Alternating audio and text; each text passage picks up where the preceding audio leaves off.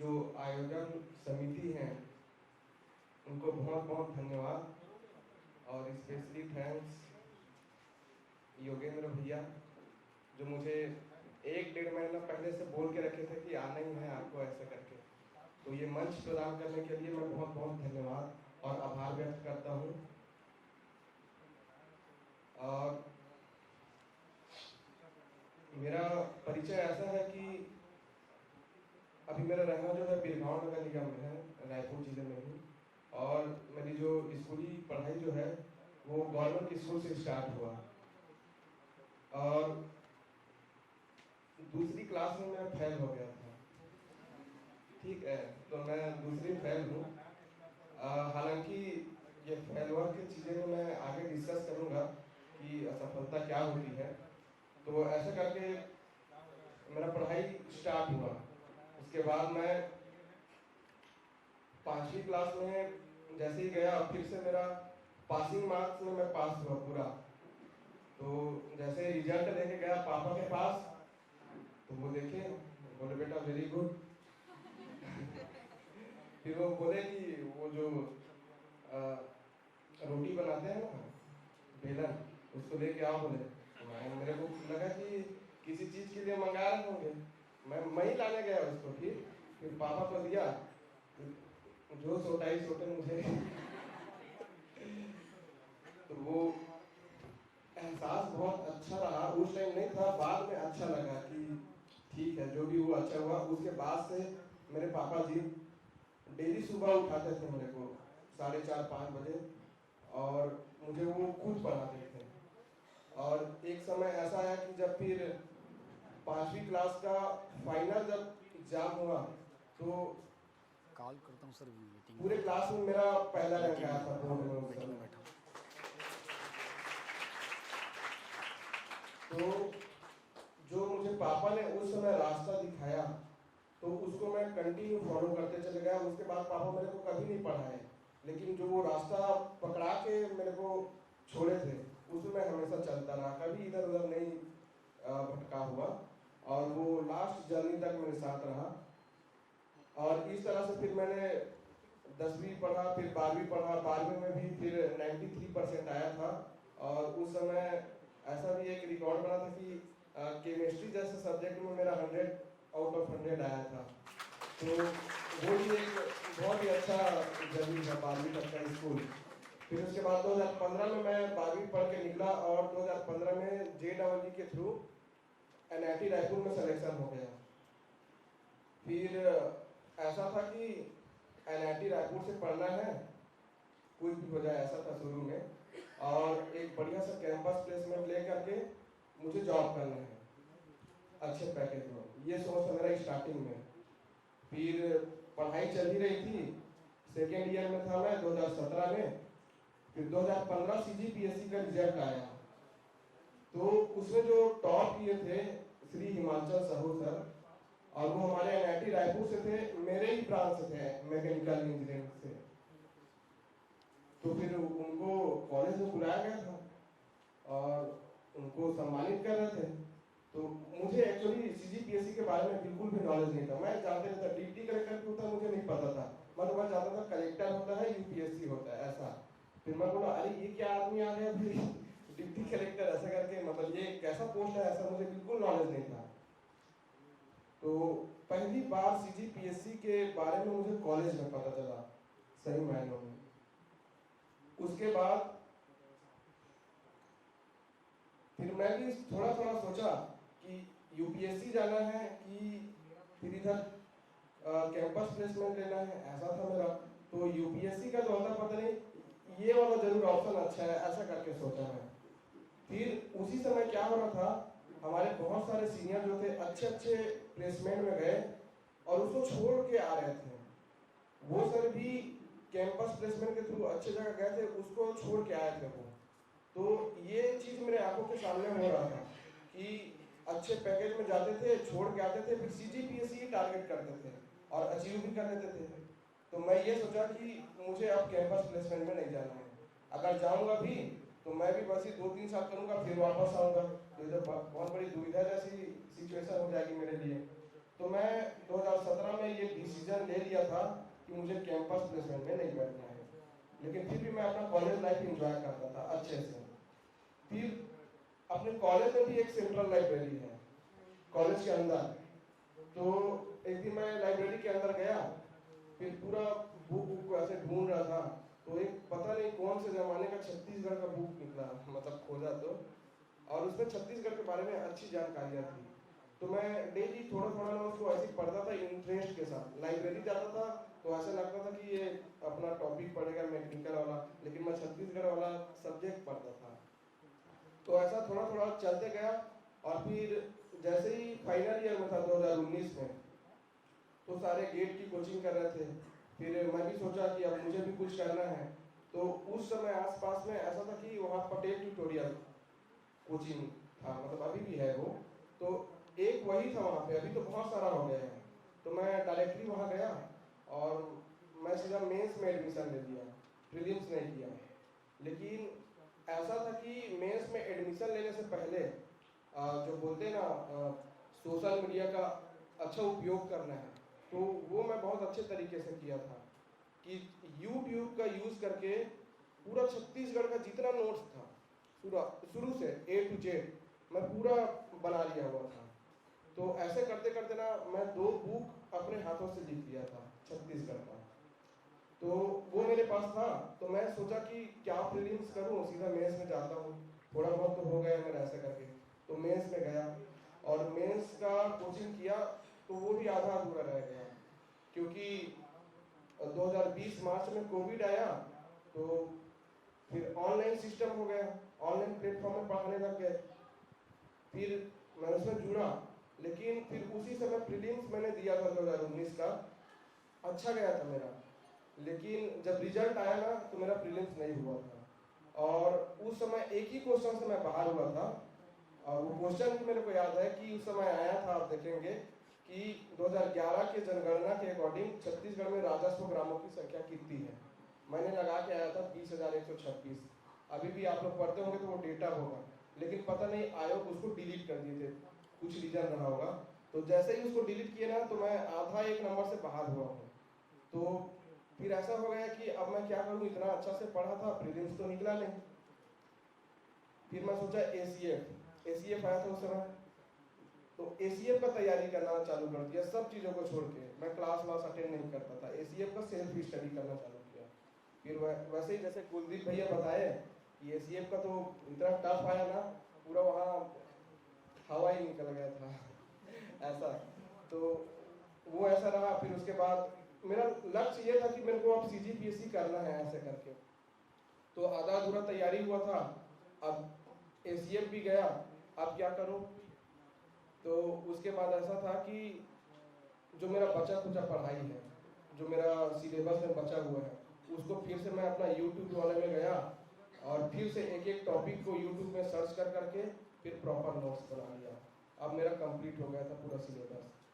उसके बाद 2020 का प्रीलिम्स दिया मैं, और 2020 का प्रीलिम्स निकला, फिर मेंस दिया। अब मेंस में ऐसा हुआ कि 4th पेपर है जिसमें मैथ्स और साइंस ये सब रहता है, तो मैं तो मैथ्स से ही बनाते रह गया वहाँ पे, ऐसा हो गया। और जो 15-15 नंबर के क्वेश्चन थे साइंस के, पूरा छूट गए थे, तो वो एक ही पेपर में मैं पूरा बाहर हो गया था। तो ये समझ में आया कि मैं गलती कहाँ कर रहा हूँ। फिर उसके बाद 2021 का दिया, उसमें भी प्री निकला, मेंस लिखा और इंटरव्यू में पहुंच गया उस बार। और सोलवानी सर का ही बोर्ड था, तो एवरेज मार्क्स मिला, लेकिन रैंक उतना अच्छा नहीं था, 312 रैंक था, पोस्ट नहीं मिला।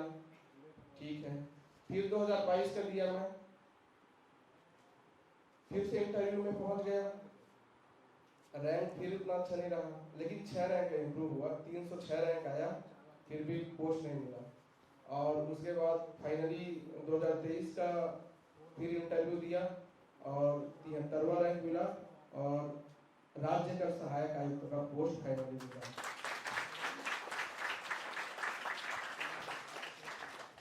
तो इसमें सीखने वाली बात यह है कि जो CGPSC का जो जर्नी है, तो वो एग्जाम प्रोसेस ही लंबा होता है, प्री मेंस इंटरव्यू, तो एक साल तो ये चले जाता है। तो जैसे ही आप असफल होते हैं ना, तो फिर से एक साल पीछे हो जाते हैं, तो हमको वो एक साल बहुत बड़ा गैप लगता है। लेकिन जैसे ही आप फिर से तैयारी करना चालू करेंगे ना, तो आप सोचेंगे फिर 1 महीना में प्री है, फिर 4 महीना में मेंस है, फिर 2-3 महीना में इंटरव्यू है, तो वो तो ऐसे ही बढ़ जाता है। तो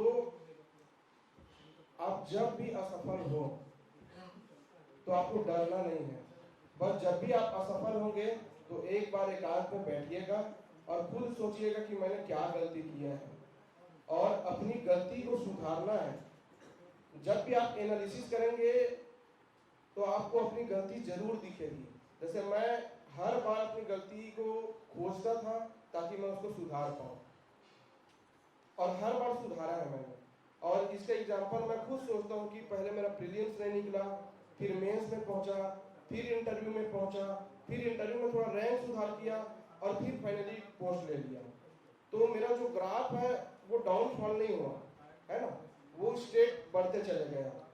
तो इसमें मैंने अपनी कमजोरियों को फाइंड किया और उसको सुधारा और आगे बढ़ते चले गया। तो इसका आशय ये है कि आपको भी अपनी कमजोरियों को सुधारना है ढूंढ करके, और अगर आप असफल हुए तो प्लीज मेरे को एक बार याद कर लेना, क्योंकि मेरा ये 5 साल का जर्नी रहा है। क्योंकि मैंने वो जो असफलता है उसी को मैंने सीढ़ी माना है, मैं उसको असफलता बिल्कुल नहीं मानता। उस असफलता को मैंने सफलता की सीढ़ी माना है। अगर वो असफल मैं नहीं होता तो वो सीढ़ी में मैं नहीं चढ़ता अपने कमजोरियों को जान करके, और आज सफलता तक नहीं पहुंचता। तो जो ये 5 अटेम्प्ट में जो 4 असफलताएं हैं वो मेरी सफलता की सीढ़ी है। हर एक सीढ़ी मैंने चढ़ा है और फाइनली सक्सेस मुझे मिला। और इसीलिए बोलते भी हैं कि असफलता ही सफलता की पूंजी है, सबसे बड़ी पूंजी है। इसलिए आप अपनी असफलताओं को असफलता मत मानना, उसको सफलता की एक सीढ़ी मानना और उसमें चढ़ने का प्रयास करना। इसके अलावा मैं जो है गौतम बुद्ध जी, डॉक्टर बी.आर. अम्बेडकर जी और APJ अब्दुल कलाम जी इसको बहुत फॉलो करता हूँ, एकदम आइडल मानता हूँ। तो शिक्षा ही है जो हमको यहाँ तक पहुँचाने का जरिया बना।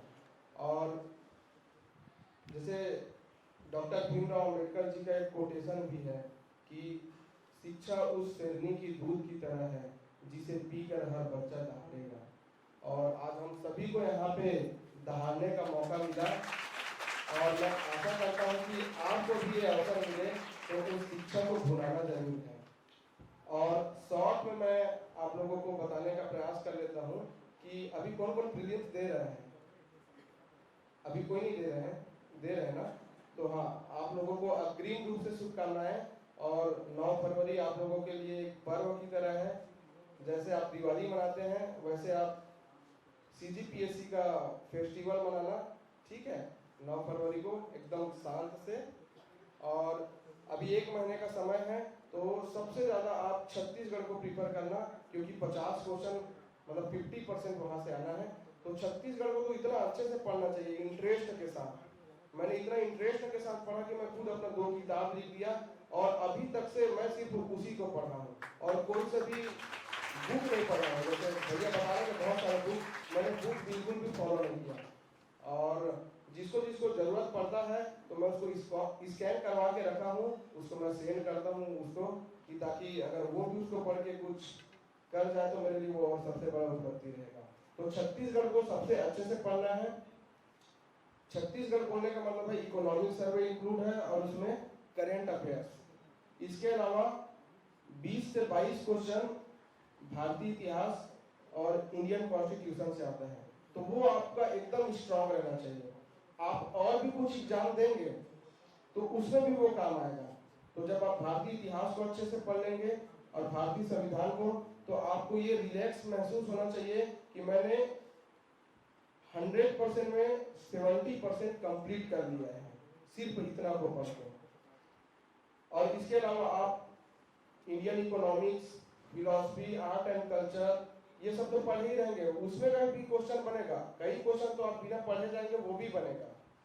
इसके अलावा जो इंडिया का और इंटरनेशनल करेंट अफेयर्स है उसको अच्छे से करना है, क्योंकि 5 से 6 क्वेश्चन ये आ जाते हैं।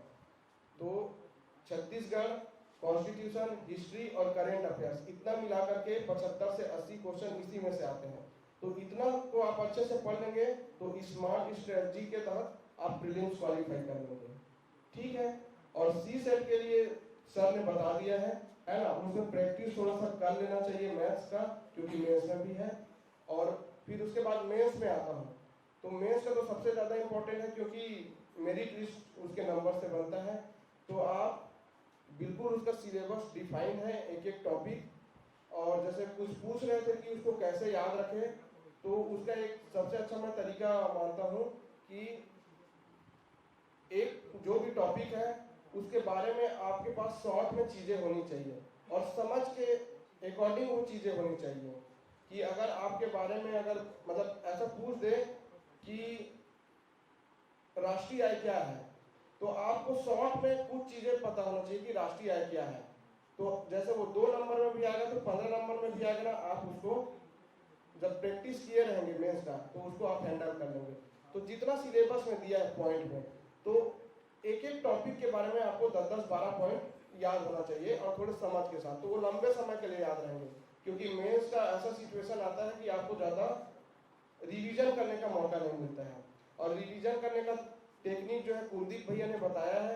आप पढ़िए, रिमाइंड करिए, कुछ चीज़ भूलेंगे तुरंत देखें और उसके बाद फिर शुरू से लेके उसको रिमाइंड करिए। तो मेरा भी यही प्रोसेस होता था, 2 पेज पढ़ा, उसको मैंने रिमाइंड किया, कुछ चीज़ भूल गया, फिर से वो 2 पेज को देख लिया मैं, फिर 4 पेज पढ़ा, फिर कहीं उसमें का भूल गया तो फिर पहला पेज से लेके 6 पेज तक फिर से देखता था।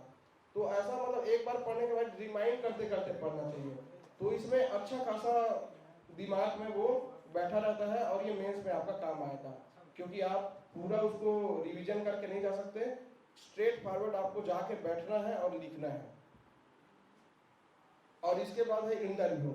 तो इंटरव्यू बहुत ज़्यादा इम्पोर्टेंट है, इंटरव्यू का भी तैयारी अच्छे से करना चाहिए। जैसे कोई सर पूछे थे इंटरव्यू के बारे में, तो इंटरव्यू का सिंपल फंडा है कि आप जो भी कुछ लिख के दे रहे हैं इंटरव्यू पैनल के लिए, उसकी बेसिक जानकारी आपको तो होना ही चाहिए।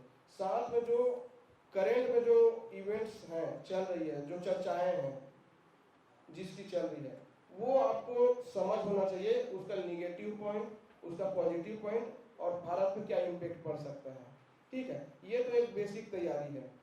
और उसके बाद इंटरव्यू में क्या पूछेंगे वो ऊपर वाला जाने और पूछने वाला जाने, ऐसा है, ठीक है। तो उसका प्रॉपर तो एकदम तैयारी नहीं कर सकते, लेकिन अगर आप तैयारी किए रहेंगे, है ना, जो जितना मैं बता रहा हूँ, तो आप कॉन्फिडेंस के साथ जाएंगे, और कॉन्फिडेंस वहाँ पे बहुत ज़्यादा मैटर करता है। और अगर आप बिना तैयारी के जाएंगे ना, और आपको वहाँ पे पूछ दिया कि छत्तीसगढ़ का गठन कब हुआ है, आप गलत समझ दिया, वहाँ पे याद ही नहीं आएगा, ऐसा भी हो जाता है इंटरव्यू में। तो इंटरव्यू भी बहुत इंपॉर्टेंस है, और इतना इंपॉर्टेंस है कि जैसे अभी शेड्यूल कास्ट में एक डिप्टी कलेक्टर का पोस्ट था, तो जो सत्येंद्र कुमार बंजारे भैया बने हैं, वो इंटरव्यू में मेरे से 8 नंबर ज़्यादा लाए हैं, ठीक है। और ओवरऑल वो मेरे से 6 नंबर ज़्यादा है। तो रिटर्न में मैं उससे 2 नंबर ज़्यादा हूँ, लेकिन इंटरव्यू में वो मेरे से लीड ले लिए और डीसी का पोस्ट लिए, और वो भैया डिजर्व भी करते हैं। तो इंटरव्यू का इतना ज़्यादा इंपॉर्टेंस है कि आप डीसी का पोस्ट भी ले सकते हैं, जो आपको नहीं मिलते रहता वो भी। इसलिए इंटरव्यू को भी अच्छे से इम्पोर्टेंस देना है। और ये है कि कुछ और भी मैं एग्ज़ाम देता था जब मेरा नहीं निकलता था तो, और हैंडपम्प तकनीशियन का भी एग्ज़ाम दिया हूँ मैं, और उसमें सेलेक्ट भी हुआ था। लेकिन बाद में पता चला कि उसमें ITI है, लेकिन मेरे पास कहाँ ITI है भाई, बीटेक का मैं लेके रखा था, मैकेनिकल इंजीनियरिंग का।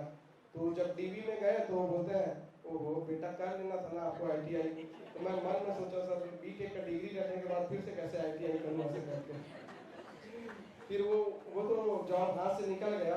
लेकिन जब उम्र बढ़ते जाता है ना, तो बेरोजगारी की मार लगते जाती है।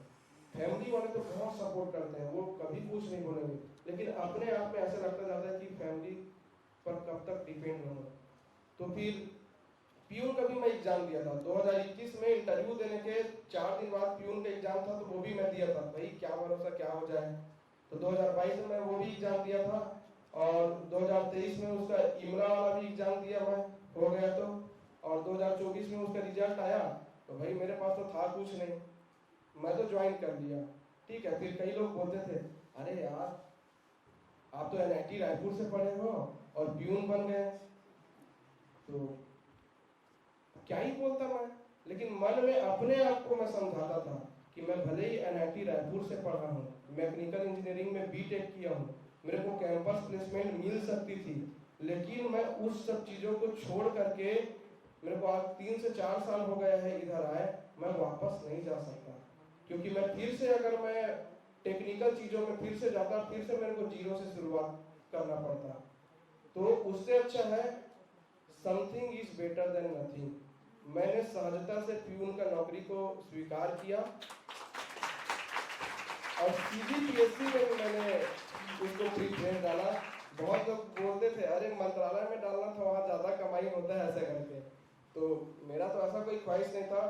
CGPSC में जाना है ये ख्वाहिश था। तो मैं सोचा चलो कुछ तो और शुरुआत हो गई कि CGPSC में ही मुझे प्यून के रूप में जाने का अवसर मिला। और मैं बता दूं कि अभी भी मैं वहाँ सेवा दे रहा हूँ, और एकदम सहजता से मैं वहाँ जॉब करता हूँ, मुझे बहुत अच्छा लगता है। और PSC ऑफिस के भी बारे में बताना चाहूँगा कि जब मैं वहाँ ज्वाइनिंग के लिए गया, तो वहाँ भी मुझे बोले कि बेटा कोई भी नौकरी छोटा बड़ा नहीं होता है। तो मैं बोला जी सर सही बात है, तभी तो मैं भी अंदर से बोला कि यहाँ आया हूँ ज्वाइनिंग के लिए। ठीक है, फिर उसके बाद मेरे को मोटिवेट करते थे, देख यहाँ डेली वेजेस में प्यून में आए थे, और देख अभी अंडर सेक्रेटरी बन के रिटायर हुए हैं।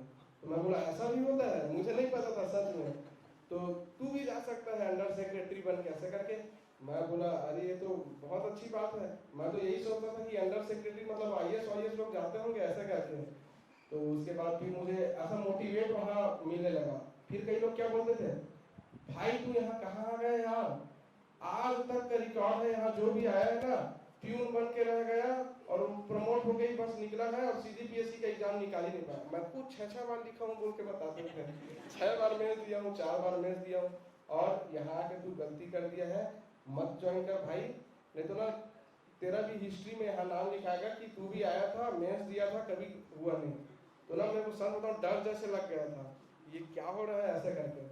फिर उसके बाद जो और सर मैम थे, वो लोग बोलते हैं देखो अच्छे से तैयारी करो, 2 बार इंटरव्यू दिए हो जाएगा। तो फिर ये चीज़ मेरे को सुनने को मिले, जो अच्छे अच्छे अधिकारी हैं वहाँ, वो ये चीज़ मेरे को बोलते थे, तो एक पॉजिटिव वाइब्रेट आता था कि हाँ। लेकिन फिर ना मैं ये सोचता था अगर मेरा इस बार नहीं हुआ तो ये लोग फिर मेरे को क्या करेंगे, 24 साल के इतिहास वाले में लेके जाएंगे। तब तो फिर ऐसा होगा कि सही में अब इसी में जिंदगी गुजर जाएगा ऐसे करके। और जब 60 साल की उम्र में रिटायर होंगे तो अवर सचिव बन के रिटायर होंगे ऐसे करके। तो फिर जब रिजल्ट आया तो अगले दिन मैं गया ऑफिस में, तो वहाँ का माहौल बाप रे ऐसा था ना कि मैं शब्दों में बयान नहीं कर सकता। जो खुद अवर सचिव है अभी वर्तमान में है, वही सबको मिठाई बात करते हैं कि बोले कि ये लड़का पूरा ना यहाँ का 24 साल का इतिहास पलट दिया। फिर ऐसे लगा कि वहाँ जो 5-5, 6 बार मैच लिखे ना, वो बोलते थे शैलेंद्र भाई तूने इतना मोटिवेशन दे दिया ना हम लोगों को, अब मैं फॉर्म नहीं भरता था ना, फिर से इस बार फॉर्म भरूंगा बोले। तो फिर ये अच्छा लगा कि चलो स्टार्टिंग मेरा ऐसा हुआ कि मैं किसी को मोटिवेट कर पाया, और वो फिर से उस चीज़ों में आगे बढ़ने का सोच रहे हैं। तो ये भी एक प्रकार का सोशल वर्क है। तो फिर अब तो ऐसा हो गया कि लाइफ ही बदल गया है ऐसे लगता है। भले ही मैं ऑफिस जाता हूँ और प्यून का काम करता हूँ, लेकिन जो सम्मान अब मिलता है ना उसको मैं बता नहीं सकता। और जो वहाँ के चेयरमैन मैम हैं माननीय रीता सांडी मैम, जितने भी मेंबर्स हैं वो, और जो हमारे सेक्रेटरी सर हैं, उन लोगों के द्वारा भी मुझे सम्मानित किया गया। साथ में हमारी एग्जाम कंट्रोलर मैम है, उनको भी सम्मानित किया गया, क्योंकि वो IAS अवार्ड हो गया। तो वहाँ डिस्क्रिमिनेशन देखने को नहीं मिला कि एक प्यून जो है CGPSC क्रैक किया तो इनको थोड़ा अलग सा किया जाए, और जो एग्जाम कंट्रोलर मैम है वो IAS अवार्ड हो गया तो उनको अलग किया जाए। नहीं, जो बुके मुझे दिया गया सेम मैम को भी, फिर बाकी मेंबर भी मुझे दिए तो सेम चीज मैम को भी, और जो पारितोषिक जो है कि जो मुझे दिया गया सेम चीज मैम को भी। तो जब मैं घर में जाके उसको खोला तो देखा एक बढ़िया प्यारा सा पेन था, तो मैं तो बहुत खुश हुआ, मेरे को पेन बहुत पसंद है। फिर पता नहीं उसके प्राइस को देखा ना, मैं जिंदगी में पहले बार देखा 900 रुपये का पेन था वो, हाँ पार्कर में। और फिर बहुत सारे फोटो क्लिक हुए। तो मेरी ये अपॉर्चुनिटी रही कि मैं CGPSC के ऑफिस में ही सारे मेंबर और चेयरमैन मैम के साथ में मुझे सम्मानित करते हुए एक फ्रेम वाला फोटो मेरे को मिल गया, जो शायद किसी को ना मिले। जो पहला रैंक आ भी जाए शायद उनको भी नहीं ना मिल पाए, क्योंकि वो वहाँ काम ही नहीं किए और मैं तो और काम किया तो मुझे अवसर मिल गया। तो ये 24 साल का हिस्ट्री बन गया और बहुत अच्छा फील हुआ। और आप सभी लोगों को अग्रिम रूप से शुभकामनाएं। आप अच्छे से प्रीलिम्स दें और हम लोगों से थोड़ी सी बहुत भी प्रेरणा लेकर के आप सक्सेस होंगे तो हम सभी के लिए बहुत बड़ी उपलब्धि अचीवमेंट रहेगी। Thank you.